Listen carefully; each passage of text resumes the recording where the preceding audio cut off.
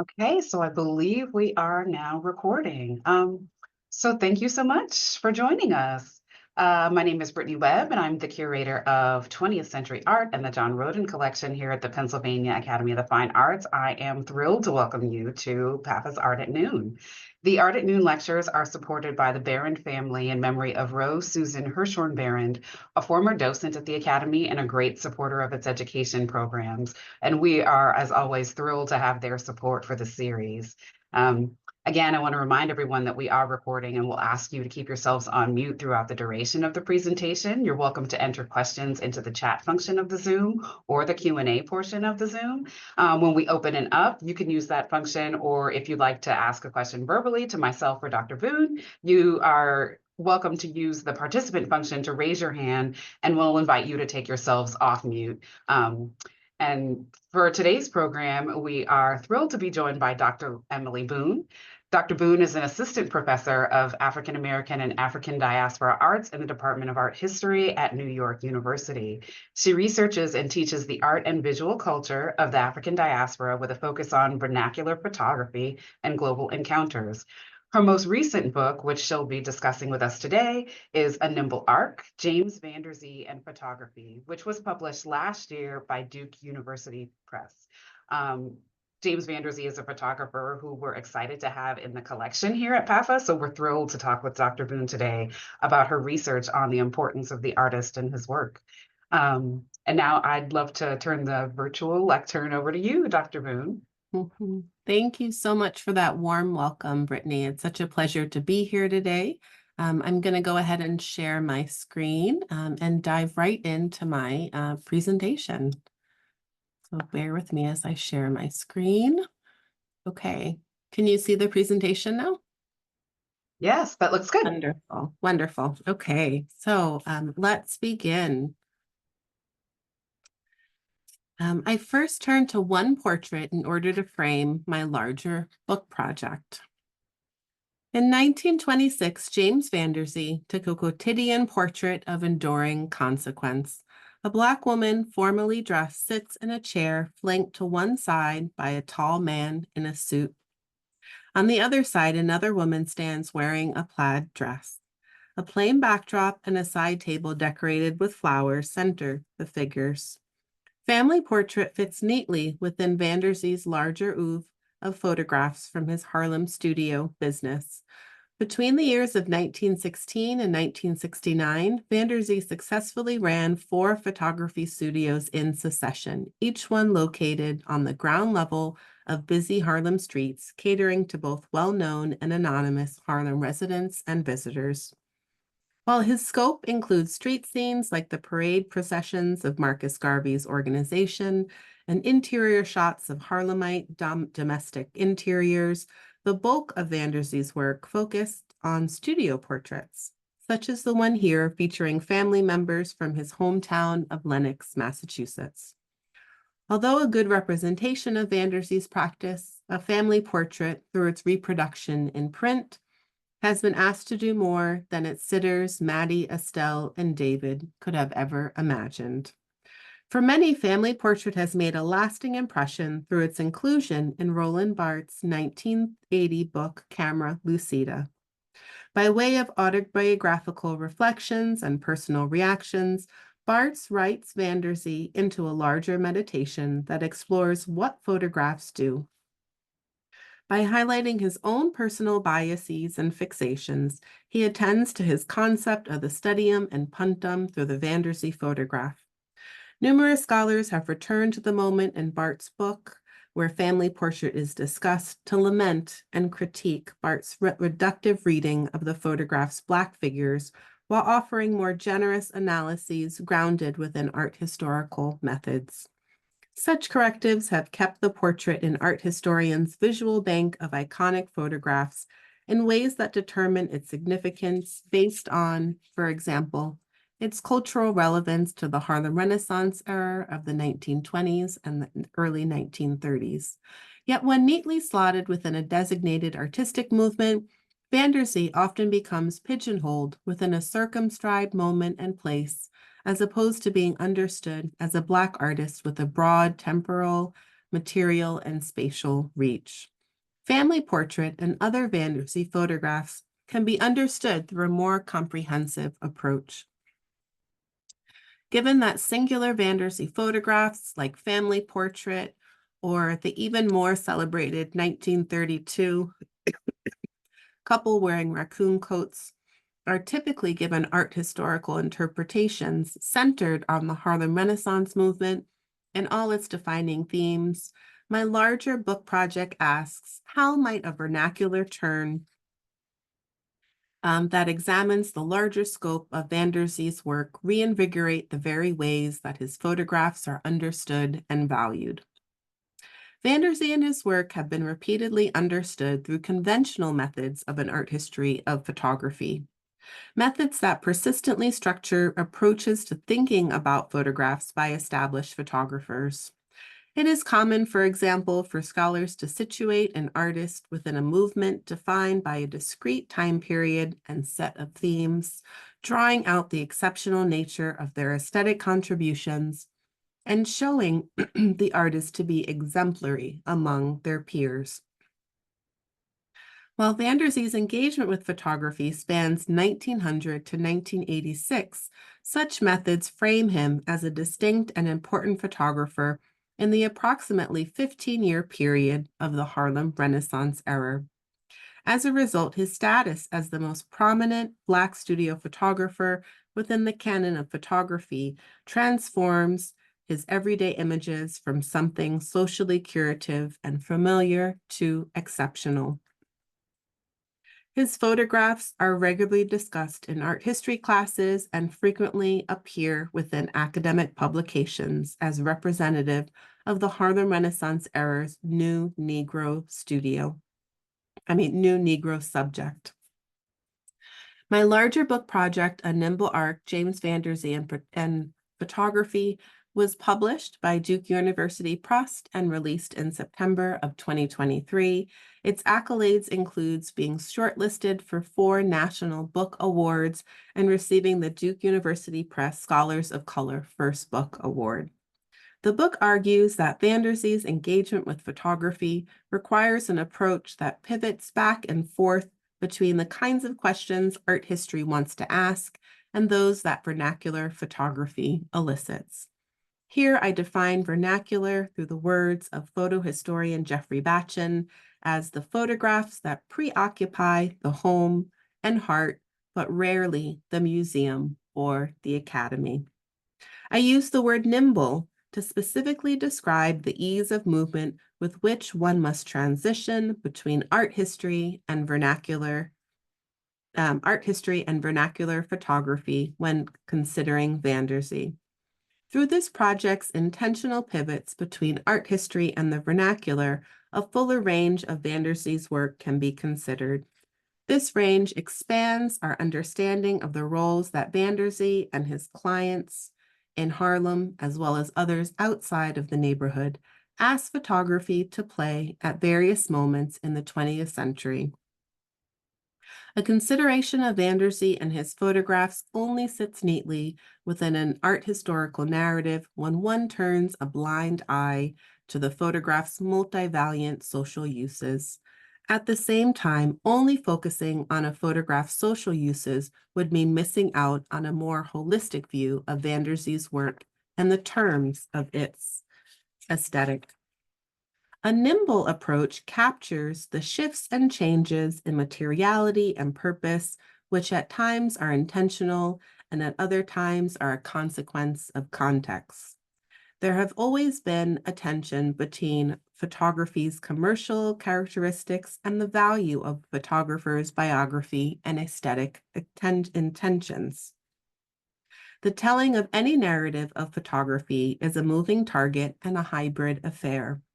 However, this discordance is not created by Vanderzee or his images, but by the discourses applied to his work. To extend a practice of agility towards Vanderzee's photography over the course of decades is to propose a revised framework for his images and by extension for the photographic practices of the African diaspora more broadly. Concurrently, the study acknowledges and recognizes that vernacular is an imperfect and elastic term, one that has caused much debate surrounding its efficacy and suitability. Implied in the word's meaning is a sense of being less than, separate from, or on the margins of a dominant system of value. When starting with such a premise, the problem caused by the use of the word makes sense, but it also puts pressure on the very structures of meaning that have relegated vernacular as a separate category. It self-referentially draws attention to a problem. Why not continue to use the word in order to give recognition to the baggage of hierarchy implicit within the term? In addition to employing the word as an acknowledgement of difference, I also insist that other aspects of what the word connotes for the purpose of this book completely supersedes any ambivalence caused by the term's pejorative implications. For many scholars, as photo historian Catherine Zurmansky succinctly explains, to study vernacular photography is ultimately to, quote, focus on the ways that photographs are used, the codes of practice that surround them, and their clusters of meanings within quotidian contexts, and to, quote, and to place, quote, valuable emphasis on the practice of everyday life and the way that photography has been a vital part of that practice since its very invention, end quote. An emphasis on the everyday practice of photography is paramount to this study. While considering the limitations of vernacular, I insist on its utility within the context of Vanderzee's work, while choosing, through each chapter's focus, to amend its scope of meaning to highlight the Black quotidian. The impact of my intervention to foreground the everyday is made explicit through, for example, the focus of my talk today, Vanderzee's engagement with photography in the decades following the Harlem Renaissance era. The remainder of this presentation draws from Chapter 3 of my book project and offers an in-depth consideration of the kinds of photographs that dominated the latter part of Vanderzee's career. Interestingly, these photographs are not actually his, at least in the conventional sense. Let's begin by taking a close look at a photograph selected from the Metropolitan Museum of Art's recently acquired Vanderzee archive. Within the photograph, a family is stiffly posed with hands hanging slack alongside the physique of the standing figures, while other hands are set awkwardly on the laps of the seated. This portrait is not a Vanderzee photograph, at least not as traditionally understood. The background is too flat and too plain, the figures too rigid and somber to be included among the elegant poses of Vanderzee's figures. The chairs within the photographs are far too ordinary to take up any of the limited and valuable space. The two men stand shoulder to shoulder and visually appear to press against the photograph's tight borders. Unlike the portrait to the right, the photograph is not an index of the person, couple, or group who opened Vanderzee's studio front door, stepped inside, and eventually found themselves well-lit and intentionally positioned before the camera's lens. Nor did Vanderzee position his camera, open the shutter lens, take the photograph, then diligently develop the film and print the image in his studio's darkroom. Found within numerous archival binders labeled Not Vanderzee, along with other photographs that depart from Vanderzee's signature aesthetic style, these kinds of photographs trouble many of the concepts that establish Vanderzee's position within the, within the art history of photography, while simultaneously allowing vernacular practices of photography to come into view. Photography, a most flexible and resourceful medium, can accommodate desires for modification, in this case, by the owners of the photographic images on which Vanderzee worked. Starting in the 1940s and throughout the 1950s and 1960s, Vanderzee directed a significant portion of his energy to the photograph restoration, recopying, and enlargement services offered through his studio. As the more traditional studio portraits steadily decreased, these services dominated his business until the studio's eventual closure in the late 1960s. In essence, these services meant that he worked on photographs taken by other photographers through a process that commonly began with taking a picture of a picture. As one guidebook to this type of work explains, quote, "It is not practical, except in a very few instances, to do the restoration work upon or to the original old photograph.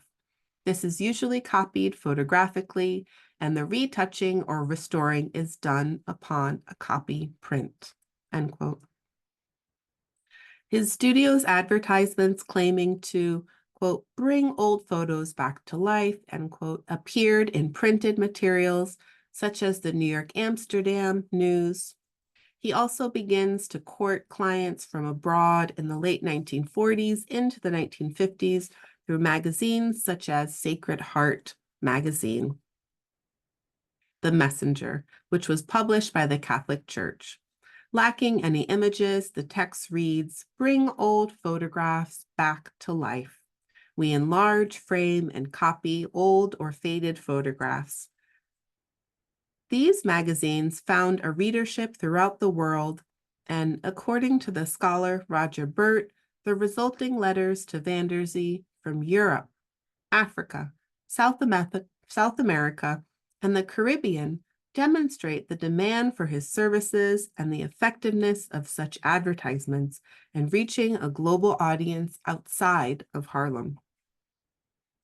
This presentation provides a context for images, such as this one, that Vanderzee's clients hired him to enhance, a practice that dominated his photography business in the years of the 1940s, 50s, and 60s, following the Harlem Renaissance years for which he is best known.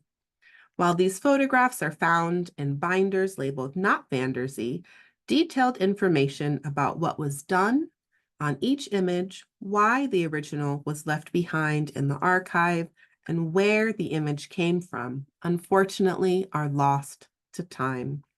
Of all the orphaned images left in Vanderzee's photographic archives, these are the most ambiguous among them. The only certainty that exists is that this photograph made its way to Vanderzee, and Vanderzee was charged with completing a task according to the client's directions. Such photographs reframe the context of knowledge that most commonly prepare viewers to engage with Vanderzee's photographs taken within his Harlem studio. By taking away information that typically makes a Vanderzee photograph a Vanderzee, these photographs within the archives are among the most fascinating. They reveal alternate modes of Vanderzee's photographic practice that remain unfamiliar to canonical histories of photography, namely because they trouble the veracity of a photograph's pedigree. They do not reflect the traditional collaboration between a photographer and his sitter, an idea that has dominated scholarship on Vanderzee. Instead, the enhanced photographs reveal new modes of local and global exchange between the photographer, his clientele, and other photographers. In doing so, these photographs allow us to expand Vanderzee's engagement with photography to one that reaches beyond Harlem to a whole different network of meaning that transcends time and locale and what we thought we knew about Vanderzee's photographic contributions. Lastly, these images reinforce the centrality of the reproduction and circulation of his images through quotidian, everyday means. Such a shift in approach goes against the grain of existing scholarship. Through photographs like Portrait of a Woman, Vanderzee is said to generate a visual culture that offers a much-needed respite from and counter-narrative to derogatory images of Black life. She looks directly out at us with her body intentionally positioned. Her feet are carefully arranged with one heel slightly lifted. Both hands are carefully placed, one on the head of the chair The other props and frames her face, complemented with the typical accoutrement of a studio. The figure is featured with a backdrop and living room furniture. This photograph is typical of the photographer's output during the 1920s and 1930s. Within scholarly text, Vanderzee's photographs are valued for their ability to show a version of Black life during the Harlem Renaissance that is proud, aspirational, and morally attuned to lives of note and value. His depictions also gain significance when they are interpreted as expanding narratives of Blackness, as is the case in The Beau of the Ball, whose subject, as scholars explain, is on their way to one of Harlem's costume or drag balls. For a range of subjects, by, quote, cutting a figure, end quote, as art historian Richard Powell would describe, Vanderzee's arresting portraits illustrate an expressive cultural strategy through the subject's posing in front of the camera. Such displays of the body become an avenue to attend to, quote, the process and politics of portraiture, identifying its performative aspects and revealing the whys and hows of modern and composite human design, end quote. However, as Vanderzee's ability to appeal to clientele through such highly stylized and compositionally rich portraiture declined after the Harlem Renaissance era, so too does interest in this period on the part of scholars fade.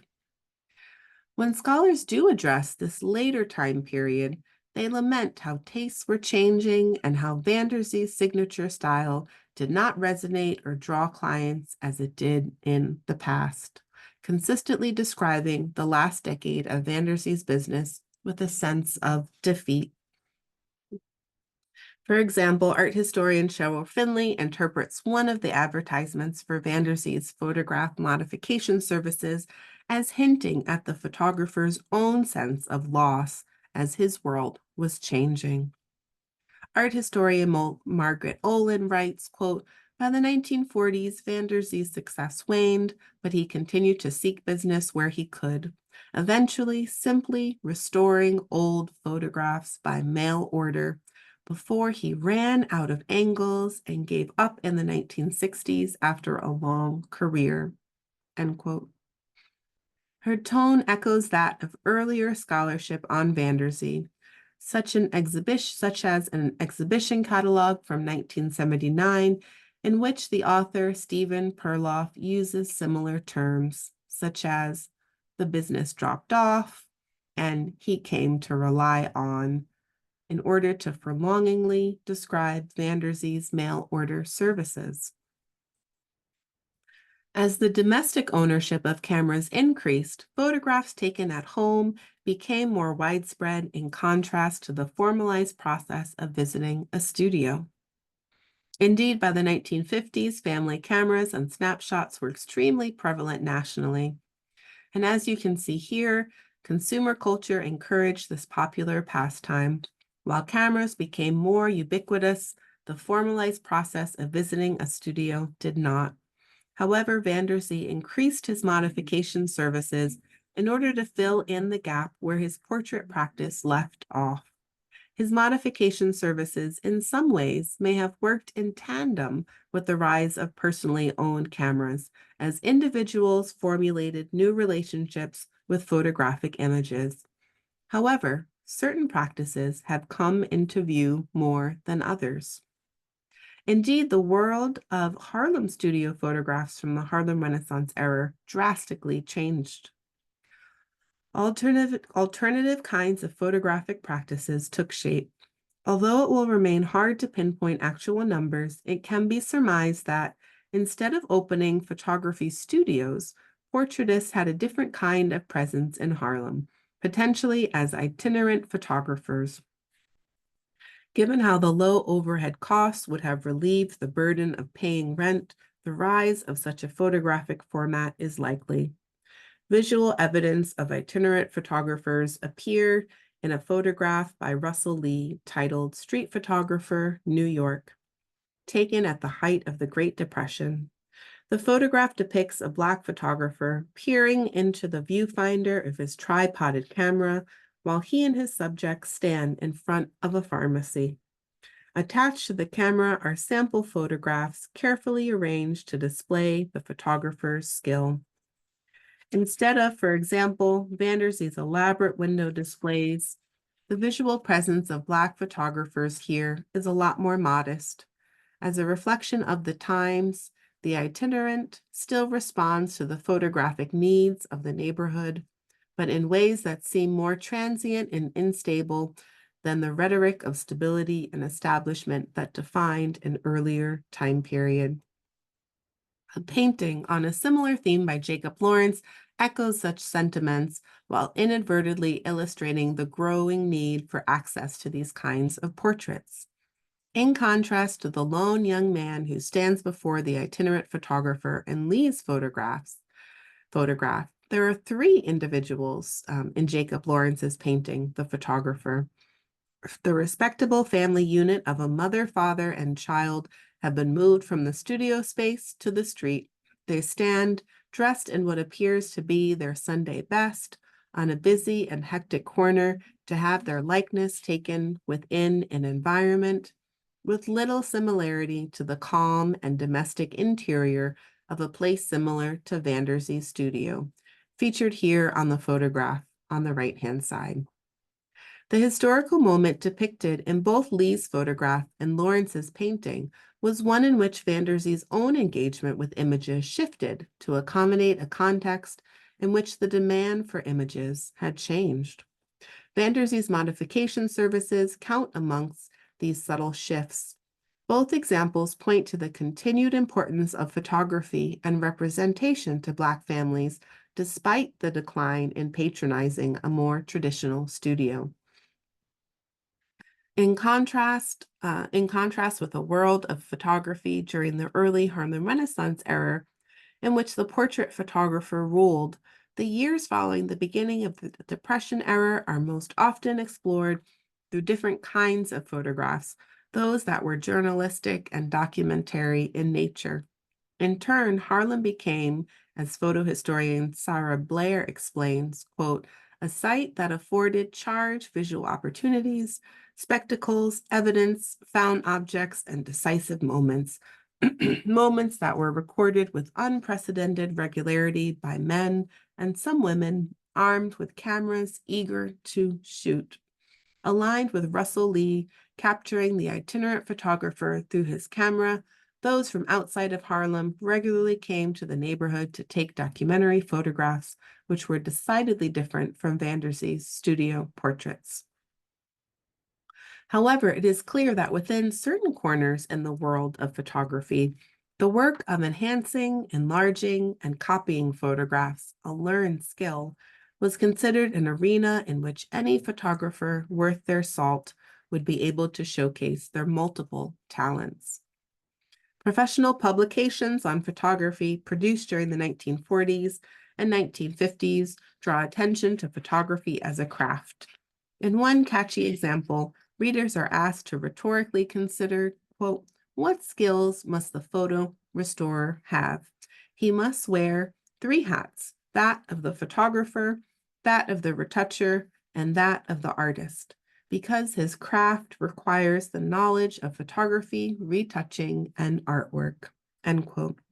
Instead of viewing Vanderzee's work during the 1940s and 1950s as a downturn, arguably, his practice grew out of photographic practice, valued enough to be framed as a developing skill and maintained through active correspondence between Vanderzee and clients, both domestic and international. Such a practice enabled Vanderzee to internalize a different history of photography through the work of the vernacular photographers who took the photographs clients sent to his studio for modification. Even though to Vanderzee, the names of canonical photographers, such as, quote, in his words, or in the words of an interviewer, Stieglitz, Steichen, Hine, and Van Vechten rang no bells in his memory, end quote, the examples of photographs by other photographers brought to him for restoration, recopying, and modification offered an alternate pedagogical archive. They become the unrecognized canon to which his modifications contribute. Van der Zee's enhanced photographs also bring the centrality of photography and the implication of its status as a copy to light. The impact of multiple images, especially for African American subjects, has a long history. For example, recall the frequently cited examples of Sojourner Truth and Frederick Douglass, two 19th century figures who strategically used the multiplicity and circulation of their own portraits to advance their activism. The various carte de visite versions of Truth spoke volumes, specifically because the images reach viewers through their multiplicity. Similarly, Frederick Douglass, often proclaimed as the most photographed person of the 19th century, used his portrait, produced over and over again, to stake a claim. He did so by capturing his likeness, but also through having his likeness seen through its constant circulation and repetition. Having control over an image through its reproduction for well-known and less-known people alike allowed individuals to dictate the value and importance of their own images. While portraiture is praised for providing social capital to Black subjects' sense of self through adornment, composure, and imagining, it seems as though enlargement, recopying, and modification services could achieve a similarly august importance. The scholar Francois Brunet argues, quote, reproductions has been historically born out of the urge not only to distribute, but to safeguard copies of originals, end quote. Thinking about Van der Zee's services as an act of safeguarding his clients' photographs reframes the photographer's later career as generative, noble, and inspiring. This becomes especially important in the face of the loss and precarity often experienced by individuals of African descent. In making a copy print for the restoration work, Van der Zee was multiplying the number of images in circulation. As opposed to working towards a process of creating rarefied objects of dashing representations, instead Van der Zee was extending the reach of cherished items, regardless of their visual content, by giving individuals the opportunity to extend the image's quality and its possibility of creating an impact on its viewers through size, detail, and its very existence in more than one copy. By extending the life of the photograph in this way, Van der Zee expanded the possibilities of that image to impact the very positioning and subjectivity of its sitter or those who count as viewers. In addition to giving his clients the opportunity to safeguard images through multiplicity, Van der Zee's services highlight how far and wide photographs circulated in order for this modification work to be carried out. For instance, within the context of discussing mortuary photographs, like the example here, he explains, I've gotten pictures from the West Indies that they'd taken there, where they had them in the casket kind of standing up. The pictures were sent here for me to recopy. I'd recopy them and probably put some of these biblical figures around them and make the picture look a little more like the one that I had taken, end quote. Beyond simply making copies, Van der Zee added narrative enhancements to the photograph surface. Through such a collaborative unfolding through place and time, each photograph becomes a layered image told through multiple photographers, presumably from distant locations. These sorts of repetitions reached across the globe. For example, the reach of his clients' photographs can be found in an example currently in the possession of a family in the Netherlands. As told by Sherman de Jesus, his grandfather docked in Manhattan from the Caribbean island of Curacao during the early 1920s and eventually made his way to Vanderzee's studio. De Jesus surmises that his grandfather had a portrait photograph of himself that he brought to Vanderzee, had copied and added to a mount with Vanderzee's printed name and address.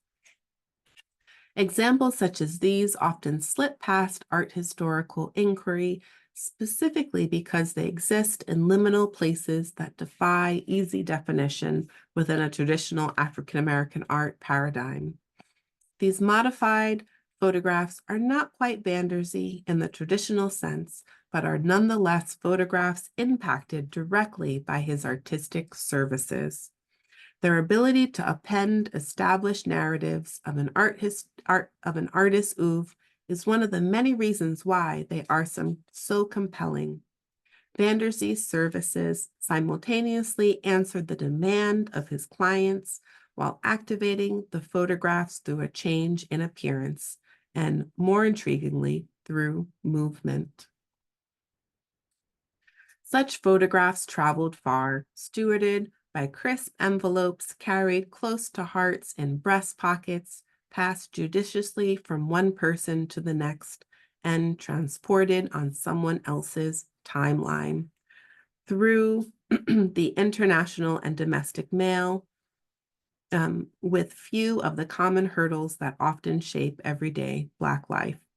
A photograph of a Black subject can skirt or at least offer a liminal space to avoid the kinds of contexts that led Truth and Douglas to insist on their Black humanity through photography. In addition, traveling photographs recast the theme of movement of Black people and populations from a kind of movement done under conditions of force and duress to narratives in which photographs, their subjects, and owners are temporarily freed from constraints. Postal advancements impacted the circulation of vernacular photography, passed from the sender to courier and then to the receiver with steps in between. The addition of air travel within the transportation of mail added a new dimension to the mail. For example, airmail started in 1918 and from there opened up even more opportunities for people to correspond throughout the world.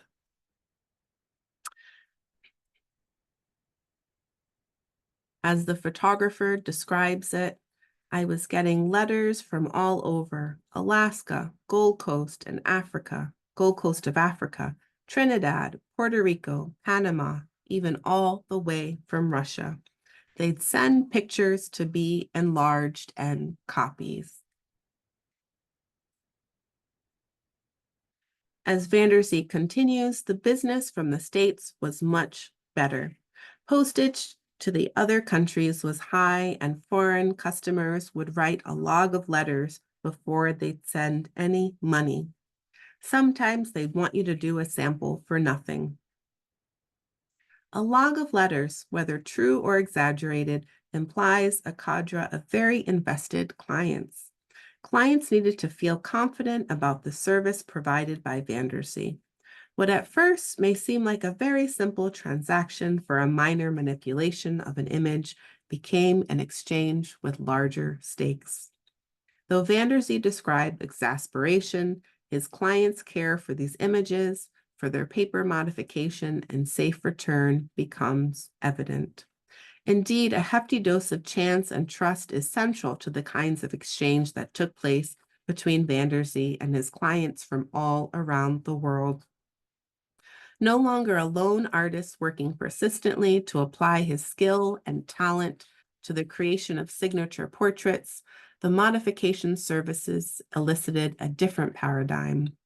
There is a sense of intimacy that needs to take place for someone to send Vanderzee an old photograph. Image manipulation is another level of imagining a modicum of freedom and choice over representation. Having the possibility of sending an image far away and having it come back improved is a powerful act that illustrates a level of trust in the photographer's ability to transform a photograph into something better. This aligns with the very thing photography often did in documenting action, struggle, and freedom for African American communities. In this case, the photographs point to the possibilities of the photograph as something that can be modified in order to elicit different kinds of value or meaning than the original photograph could. To recopy or to enhance or to enlarge could have given Vanderzee's clients access to a photographic value based on a kind of migration that is seldom considered. Such an act transforms the client's relationship to the photograph through the nuanced shifts, modifications,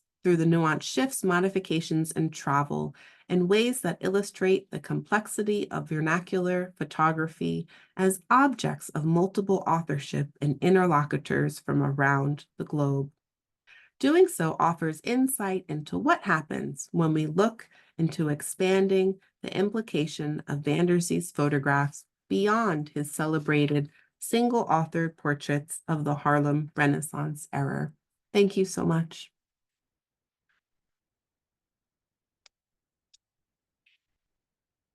Thank you so much for your work. I want to invite our participants to ask questions. I know we have a few minutes. If you have questions, you're welcome to drop them in the chat or raise your hand and we'll unmute you. That was such a rich presentation. I would love to kick us off while we wait to see if our participants want to add to the discussion. There's a lot that I think that's really interesting about your research, Dr. Boone, but I was really struck by the ways that the sort of tack back and forth between vernacular photography and fine art photography does and doesn't show up in places like the museums or the place like art historical spaces. And I was wondering if you could talk more about that. One of the things that I was thinking is particularly interesting is this idea of, photography as a craft or photo restoration as a craft, but also the idea of collaboration. I think, we think of artists as collaborators in different kinds of media, like in printmaking. It's not uncommon to know an artist might work with a master printer and we still think of that as a fine art. In sculpture, it's not uncommon for a sculptor to work with other kinds of technicians, especially if they work in large scale or other media. And there's something about photography, like this idea that photographers working in collaboration, we have a different sense of where that falls in the hierarchy. And I would just love to hear you talk a little bit more about how much you think that the hierarchical implications are a function of the medium or of the subjects or of the training of the artist or maybe something else. That's such a great question. I think it really kind of speaks to sort of really the core of this project, the relationship between art history and the vernacular. Something that I really, when I first started doing research on Vanderzee, I wasn't really thinking about those discourses. I was really just engaging with the work themselves, and then spending more time with the work, not only the work that was published, but the work that was in the archive that has not been published. I really started thinking about his photographs along the lines of vernacular photography. It makes sense. These are everyday photographs. That it might seem very obvious, but it was actually a kind of like radical shift to make. Art historians have said to me, "Are you talking about Vanderzee as vernacular photographs?" Partially because Vanderzee has really been, he has reached a certain status. He is put on a pedestal within art history, which really talks to the hierarchy and how we talk about certain photographs, how we talk about certain photographers. So when I started, I definitely got some pushback that it was almost like sacrilege that I was using that terminology with Vanderzee, because saying vernacular sometimes has the connotation of untrained or less than, but I'm not using it along those lines. I'm using it to really push to the forefront the importance of Van der Zee's artistic practice as part of a commercial endeavor. He had clients who came to him, asked him to do things. There was a money exchange. This was an artistic, creative process, but it was so much more. And so we need to recognize all those other things in order to fully understand Van der Zee's practice. And it also has us rethinking how we can talk about artists, how we can talk about sort of hierarchies and, who are the artists and practices that art historians should study, who is deserving of this sort of kind of rigorous intellectual consideration, and who's not. And so I'm really invested to methods that really try to kind of do away with that kind of gatekeeping and to apply rigorous art historical methods to a range of visual material, because, for me, that is what art history is all about. Another way that I do that is to think of different ways about what collaboration can mean. To speak to your question, we think about, within photographers, we usually think about collaboration in terms of the subject and the photographer, or the photographer and the community that he or she is engaging. And I was just so excited to think about collaboration beyond that, by literally thinking about collaboration as, two photographers who might live on different sides of the world working on the same photograph, and potentially, one decades after the first. That idea, still kind of just I think it's so amazing and it's so rich, and it adds to sort of really the dynamism of the circulation of photographs, how images, how images work, and photographic images within the diaspora, more specifically. So I'm hoping that my scholarship continues to kind of push up against, more traditional ideas of collaboration, and really kind of expand and stretch that conversation a little bit farther. Yeah, and if you don't mind my indulgence, are Yeah. there any contemporary kind of resonances that are interesting to you? Part of what this conversation sort of brings up for me is, thinking about now there are so many living artists who work with found photographs or work Mhm, with photo mhm, montage or photo collage. And I've been thinking, oh, maybe this is a kind of art history that could be part of that conversation, oh, yes. if we're willing to be expansive. I wonder if that is part of your thinking at all. Yeah, no, I think that's really exciting. The conclusion, the coda to my book actually deals with Lorna Simpson and a work that she made in homage to Van der Zee. It's a very sort of conceptual work called Nine Props. But I don't really think I had connected it to chapter 3. But as you're proposing that, I definitely do see the connection, because it is a type of collaboration between photographers. Yeah, very good. Huh. Yeah. I wonder if we have any questions from participants. I know we're getting toward the end of our hour, and so I want to be mindful of time and not dominate this discussion.